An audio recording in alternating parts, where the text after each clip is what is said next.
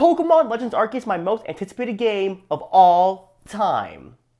Alright, check that off for things I have to do before this game comes out. And next we have make a 20-minute log video about why you're excited instead of just yelling it in front of no one like a loser.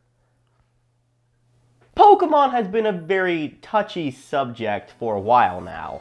Controversy on controversy on controversy that fans either despises or is very split upon. And Pokémon Legends Arceus is no different. And while some have no faith in the game, I for one do. And have reasons to believe it could very well change Pokemon as we know it forever. So hello everyone, this is the Glass Half Full, and join me as I explain why not only Pokémon Legends Arceus is one of my most anticipated games of all time, but also why it can be the game that changes the series forever. So we all know that Game Freak likes to do those Pokemon Presents around February 27th. And I've come to realize there's a very specific and noticeable pattern about all these directs. Seriously, they all start with Ishihara or some other Pokemon guy saying, "Wow, Pokemon! So much Pokemon, so little time. And there's so many ways to experience Pokemon, like the games, or the anime, or the shitty card game no one knows how to play. And the one that I don't like to think about often. But we're gonna give you more Pokemon, and adventures, and fun, cause we're Pokemon, that here's a trailer, and have fun. Gotta catch 'em all." Cute new mainline Pokemon game, cute new spin-offs, and probably a mobile game as well. And on the occasion, we get a retrospective video of all the games up till now. Rinse and repeat for the past 5 years, and I still eat that shit up every time. And the one in 2021 was shaping up to be the exact same thing. We even get a retrospective video saying, who even chooses this shitty starter? Oh shoot, Pokemon, we're gonna give you more, cause it's, where is the script? And then there was a Gen 4 Remix reveal, and I thought that was it. I was what the fuck? Kind of satisfied and was ready to go on Twitter and see people complain. But then, something truly astonishing happened. The Direct continued, where we get an announcement, which also has something to do with Sinnoh. And obviously, we all know what happens from there. I wish I got some sort of live reaction, but it's probably just a lot of Now, as a huge virgin, now as a huge Pokemon fan, I would probably react like that to any new Pokemon game. But this just felt different, because I was 100% sure we wouldn't get anything like this. But more importantly, it was how the trailer was structured. So I was revisiting some past Pokemon trailers, I don't know, probably to feel some actual joy again, when something occurred to me. All these trailers are exactly the same, especially for the past 2 generations. Here, let me outline it for you. Trailer starts. Sometimes it says a new adventure is about to begin, sometimes Pikachu commits mass genocide. But every single time, the gameplay begins with your main character in their house as the camera pans around them. So that's how Deja Vu feels like. And the rest of the trailer follows suit. They're running around their new region, starters are revealed, and it's all accompanied by the same background music. And then copy and paste it for like 14 times in a row. Hell, Brilliant Diamond Shining Pearl, the trailer premiered no less than 1 minute before the other trailer, and it followed the same format. No, it's not like the style's bad by any means. It does its job well by showing what's to come, but it's like toasting the same piece of bread for 5 days straight. Sure, it tastes good, but eventually you'd want something different. It also burns this piece of bread. Oh god, it's disgusting. It just puts into perspective how Game Freak relied on the same shtick over and over again with the same goddamn background music. Just please, do something else, can't really fucking repetitive. And that's what immediately stands out about this game. It had a unique reveal. Right from the get-go, we have an animated trailer of a storybook with a much more calm and soothing presence compared to the loud and bombastic reveals of the past. With the narrator saying, "This is a tale from a long time ago. And in the mountain and seas, Pokemon roamed as they please." Only 20 seconds in, and this is already unlike anything we've ever seen before. A time when Pokemon and humans live separately? That literally goes against everything we're used to. And before I could ask any other question, an open world Pokemon game? Landscapes and areas of Pokemon just roaming around? Only one town in this entire trailer, familiar yet different faces, sneaking up on Pokemon, janky and unfinished models, and a trio of starters that at first glance have absolutely nothing to do with Sinnoh? And to top it all off, background music that takes very heavy inspiration from a certain game, all culminating into a game that will revolve around God Llama itself, Arceus. Just look at this trailer compared to every other one in the past, and you can tell almost immediately that the vibe's different here. I mean, the narrator also tells us that this game takes place in the past in Pokemon Room Free, something never being seen before, but also this trailer opens so many questions. When exactly does this take place? Why are we sneaking up on Pokemon? Did they used to be more hostile? Will it have an evil team and gym leaders like every other game? If not, what's the objective? Why are the starters specifically these three? Two of them came out in later generations. And what exactly does Arceus have to do with the story? Questions I never usually had about past reveals, and a lot of those we still don't have answers to. And I absolutely love it. You see, this is like a bagel, and I like bagels. Why the fuck am I using food puns? For most games, it usually takes around 1 or 2 trailers or announcement drops until I fully decide if I want to drop $80 or not. However, for Pokemon, it's really hard not to keep up with every trailer or leak because I'm just that invested in the franchise. It's hard to explain, but seeing a new character design or a new evolution of a starter just makes me feel something I don't get to experience often. Okay, wait, no. I also get really excited when an anime character joins a children's fighting game, but those are the only 2 exceptions. And seeing how Legends Arceus have been building up to its release made me realize something.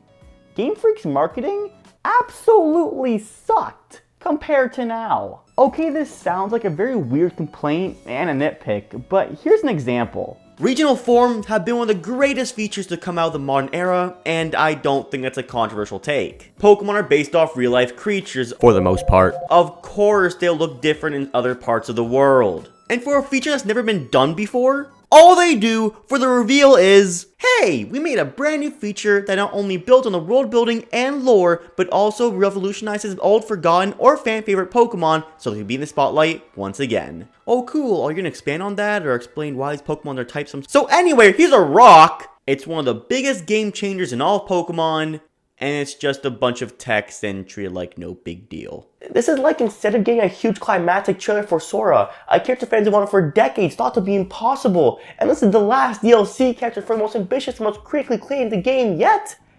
Sakurai tells us via Twitter post. Admittedly, things did get better in Gen 8, where the trailer for the Wild area got a huge and exciting reveal, and they did some pretty fun stuff with the Galarian forms like a 24-hour stream for the My Little Pony reveal. But Legend Arceus just blows everything else out of the water. New features like catching a Pokemon while riding a Basculegion, or your character battling the Pokemon themselves, are given time to breathe and really show what makes this game stand out compared to everything else. Like this clip of Dawn jumping off a cliff, only a show mechanic I've been dying to have back since Oras, but it's even more expanded on now! These trailers are just so much more cinematic and creative, and really makes me feel like this is going to be a special experience. Oh, and not to mention they don't spoil 90% of the game before release.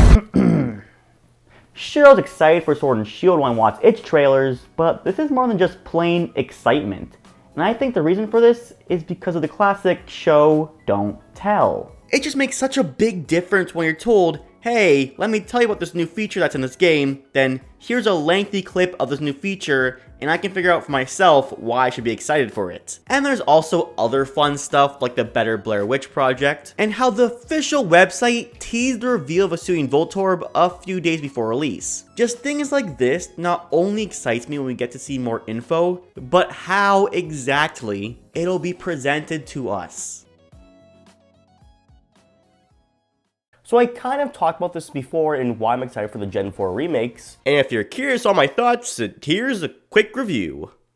But I want to go more in depth here, because I think it's not that far-fetched to say that Pokemon Brilliant Diamond Shining Pearl could be the last traditional Pokemon games we get, at least for a while. And of course I say that because of the direction Game Freak is taking with Pokemon Legends Arceus. Now we, the fans, were due for some sort of ambitious Pokemon game for a while. It felt like a huge trend for a lot of Nintendo franchises, and it just took a lot longer to get to this point. Hence a lot, and I mean a lot, of controversy for Sword and Shield. And of course now it's great we're getting something of that caliber, but what's weird to think about is that this could be the start of something new. Because it's safe to assume that future mainline Pokemon games are only going to follow this sort of style. This could be why Legends Arceus is coming in the first place. Obviously it's a cool idea and something that's never been done before, but also to ease fans into what Pokemon games are probably going to look like from now on. I can guarantee that Gen 9 is going in this direction, and if not, I'll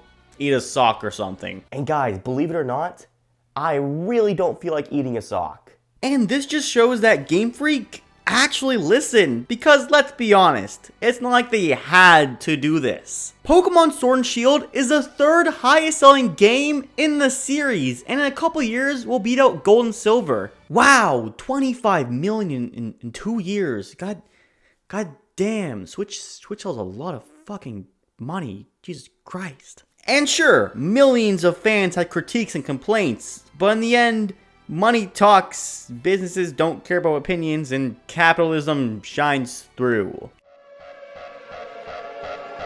God damn it! I set off on being a political douchebag alarm! And Game Freak could have just kept doing the same thing, but instead we got something I thought we'd never see. Something different from the usual become the Pokemon champion and defeat the evil team. A game set in the past, which has never been done before in the entire series. An opportunity to go back to a past region that's not a remake or a sequel, and introduce more lore featuring a Pokemon which hasn't had much spotlight in the past. Huh.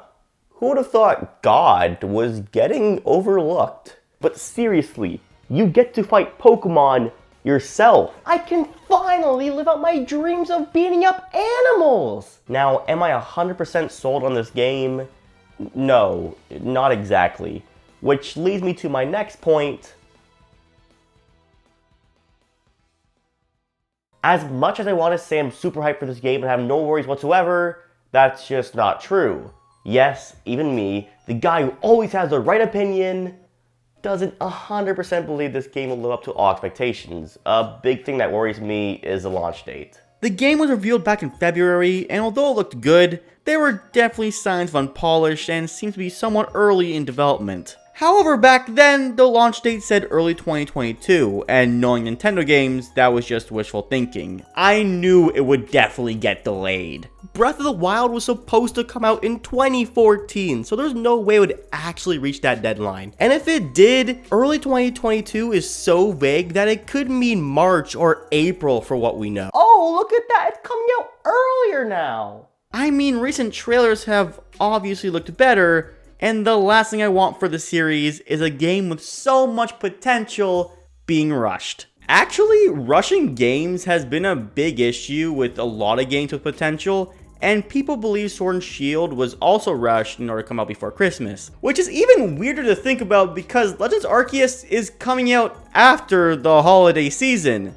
which is when games supposedly sell their worst. So why can't we push it back a bit so we get a more finished product with less bugs? Not saying this game's going to come out unfinished or buggy, but just so they have more time to make sure everything is right, they sell it in the later season so they get more money. We, the fans, get a better finished product, and it's a win-win situation. Why are we not doing that in the first place? Literally, your Godfather's biggest quote is, "A rushed game is always bad, but a delayed game is eventually good." Okay, the game's not even out yet. I just thought I should say it because it's a big issue that really worries me. And what also worries me is how much they'll do the open world concept justice. Huge thing that has plagued open world games in the past is the open world and the lack of things to do in these large open areas, rendering them pretty useless and could deteriorate the experience as a whole. So I really hope the motivation of catching Pokemon, battling them again actually, and the use of side quests can truly flesh out the game.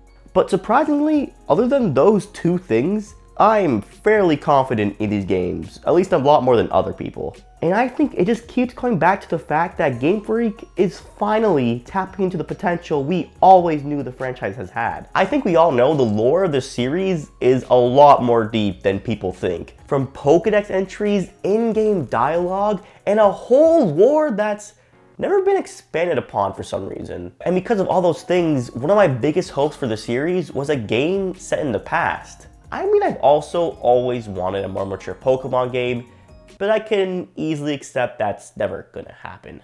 We've always been told about it, but never got the chance to see it ourselves. But with how the series was looking after Sword and Shield, I sort of just came to terms that Game Freak was never interested in delving that far back into the series. But now, everything feels different. Perhaps it doesn't matter if this game lives up to the high expectations, or even a little bit rushed. Because it just means that we're finally getting something new from this series, and this trend will only continue. Perhaps we'll get even more of these Legends games because the possibilities for it are endless. Even the idea of it has lent itself to some pretty cool additions and features. Like the fact that this game centers around being part of an expedition team that creates the first ever Pokédex. And we get to see ancestors of characters from the modern era having a completely different role in these games. And probably one of my favorite things are the starters, and how they're based off military generals of feudal Japan, which include archers, samurai, and Cyndaquil, and whatever you're supposed to represent. We could have just got the original starters and no one would complain, but this makes the game so much more unique. And I may or may not be biased because I want to use Rowlet again. Just really great ideas that look to be fully realized. Okay, everything except the phone. Why and how do you exist? Use a fucking Fitbit in Diamond and Pearl. Does technology devolve or something? How are you using a phone? This was like 100 years ago. Okay, I'm looking way too much into this. I'm gonna stop now. But anyways, the reason I'm hyped for these games is not because, wow, open world and everything's better in open world, but because Game Freak is willing to experiment with the series, creating new objectives, new ways to travel, a change to the battle system, something that's never been touched on since Gen 1, is actually getting more fleshed out. Legends Arceus isn't some new mainline Pokemon game like every other game, but could be a whole new era. An era that can cement Pokemon as one of the greatest gaming franchises of all time. God, I hope this game is good. If it's not, this whole video would be worthless. But seriously, this game dictates a lot about the future of Pokemon. There was a time where I thought I could always guess what's coming next for the series, but for the first time in a while, I have no clue, and I couldn't be happier about it. Game comes out in a couple weeks now, so it won't be long till we have our answers. Well, that's all I have for now. This has been the Glass Half Full. If you excuse me, I have a checklist to finish. Alright, second last one down and one more to go. I forgot what it was, so let's take a look. See, oh, motherfuck!